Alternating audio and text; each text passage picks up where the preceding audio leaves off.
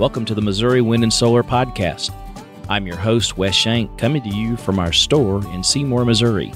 Each week with my co-host and Missouri Wind and Solar's General Manager, David McDarris, we discuss the latest on self-reliant energy.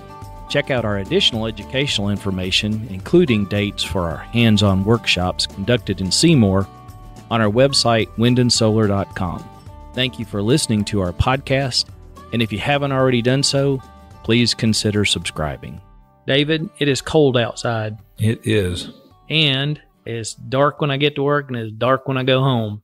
Yes, unfortunately, that's correct. And then for the renewable energy world, that's not what we like. But hopefully our fantastic Congress is going to change that for us with the... as far as when we go to work. And they're going to make a law about sunshine, and that'll fix everything. So, yes.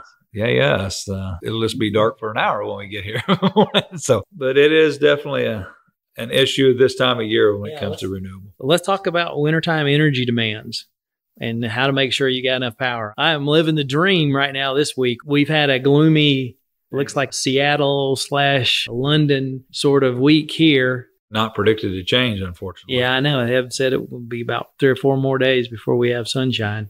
So what advice have you got for me?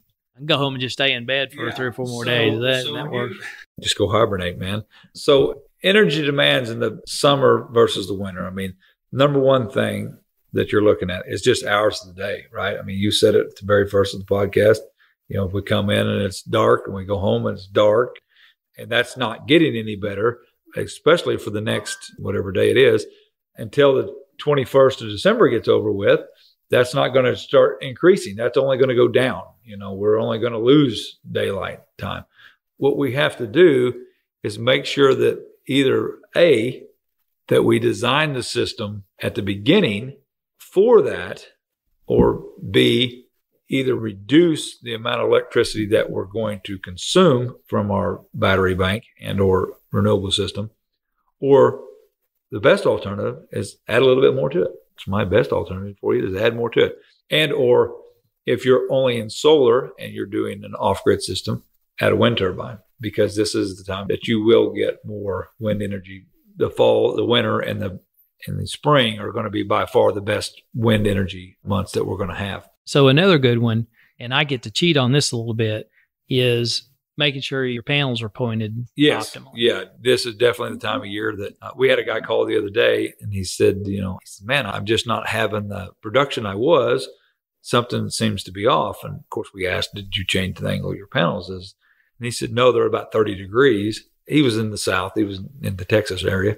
And I said, well, 30 degrees, you're way too flat. You've got to get down. You need to be at 45 to 48 to maybe even 50 degrees in your area. And he was unaware of that, so he was still set up for the summer.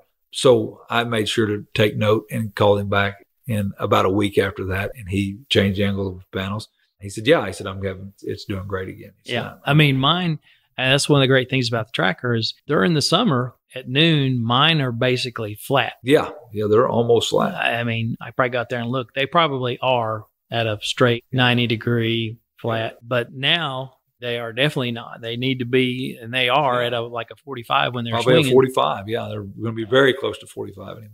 That makes sure that we are getting the optimum amount. And if you're on a tracker, it's easy because I'm moving with the sun, just checking everything out, making sure they're clean, because the hours of the day that you do have production, you want to make sure that you are producing.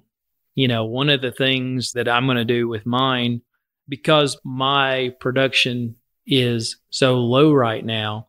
I mean, I would suggest anybody do this any period of time every year anyway, is check and make sure that all of your strings are producing. Yes. Because you may think that it's just low production, it's overcast or whatever, things are off. But your panels have been outside all year. I mean, we have those daggum, not barn swallows, but I know what you're talking about. Yeah. All over creation flying around. I mean, things happen. Well, if you've got a connection that somehow come loose on one of your strings, in my case, if I've got a string loose, that's 240 watts because there's 6 panels in each string. And that wasn't something I was even going to touch on, but you did make a very good point there. As we come into the winter, some people would just say, well, why would all of a sudden you have a loose string that you didn't have? Because as you come into the winter and you start getting into those really cold temperatures like we have been, we've been getting down into the teens and, even upper single digits, metal shrinks, copper shrinks. I mean, and so as it's shrinking during that cold temperatures, you might not be getting the contact that you were, say, at 40 degrees or 50 degrees or 90 or whatever the temperature.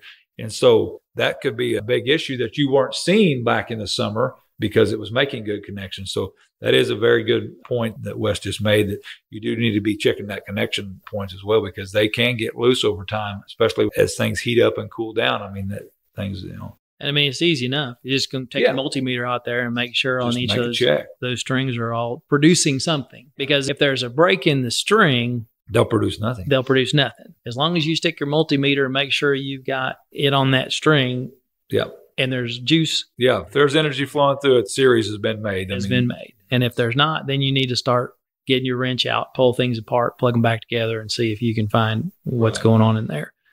The other thing that we do at the house, our system is incredibly efficient, but we also have the heat pump backs up with gas. And I mean like LP gas for our heat assist. And so on days when it's, if we've had 4 or 5 days of overcast and, my batteries start moving into the low 30s and 40s, I may pull off of the heat pump and switch it over to emergency heat, which is all that is just switching straight to gas, just kicking the gas on over there. And that just drastically changes my overnight consumption. Yeah, because that's unlike the summertime. The wintertime, that's a great point that Wes just had there. The wintertime, the overnights is what's getting us, unlike the summertime. The summertime, it's the daytimes that get us. The hotter the day gets us. Well, that's easy enough to offset because we have the sun out at that same point, And then wintertime, it's exactly the opposite of that. Overnight's what gets us because that's when we get the dramatically cold temperatures and we don't have anything to offset that at the time. So that's the major difference. And there again, that's when we design systems, we want to design around the winter. So that's why when we ask for electric bills or whatever, we're really looking at the winter months because that's really the months that are going to matter. And the other thing is just knowing what you are using regularly. Right. I mean, so like before we had the Mate on our system and we could tell what we were using.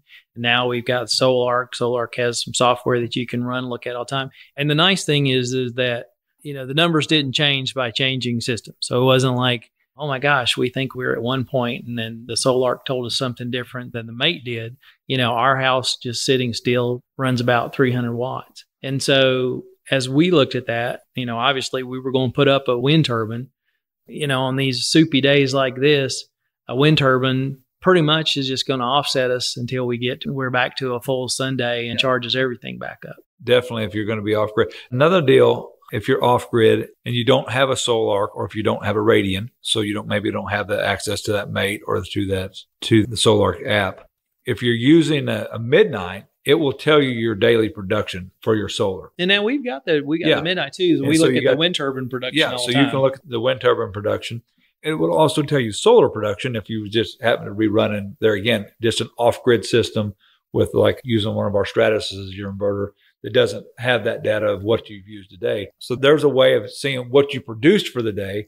And then you can also add, we have what's called a Bogart trimetric meter, and it will tell you your consumption for the day. It will also tell you what's went into the batteries, what's come out of the batteries. And so adding something like that into an existing off-grid system would also be a great add-ons that you do not hurt your battery. So what you're taking in and out of their batteries. We don't have them yet.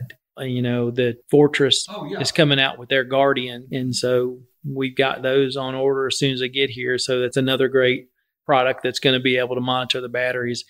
I'm a little bit gun shy about letting anybody look at my system who I don't know.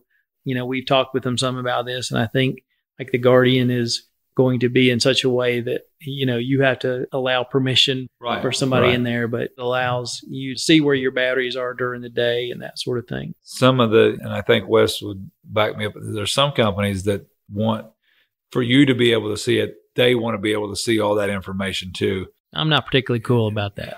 And not very many people that we deal with want to just give that information out to everybody. That's to them private information. And particularly when and the one I've not figured out yet is why they want to have your location on your that doesn't make any sense. Nah, you don't need that. Yeah, you don't need that. And I agree with that. And so what using the Bogart and using like the Solarks and different things, they don't require that information. So you can be truly off the grid, because if you have to give all that information, you're no longer off the grid. That's kind of where some of the feedback I've got on that. We are coming full circle on our first full year of being in the house, when the house being totally off grid.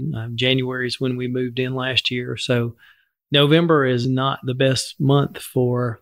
No, the crazy thing about November, December and if we get sunshine, it's not bad. I mean, like Wes's system design, if we were just to get 8 hours of sunlight today, or even 5 hours, he wouldn't go home tonight and be like, so tonight we set in minimalist, or if we could get the wind to blow today, Crystal and I are having an unscheduled candlelight evening. There you go. There you go. So ramen noodles and candlelight. There you go. So, all right. Well, if you need any other feedback on this or need some help with your system, just reach out to us. Come see David in the workshop. We've got workshops scheduled for January and March, and then we'll probably have another one scheduled up in May and then July pretty shortly. And so come visit us there. Thank you for downloading and listening to the podcast today. If you have a question you'd like to hear us discuss on the podcast, or just want to say hello, email us at radio@windandsolar.com. As always, check out our store at windandsolar.com and buy some stuff. Your financial support underwrites our educational outreach, like the podcast, YouTube channel, and local STEM collaboration. It also keeps Lucy and her doggy chicken treats. Thanks again for listening.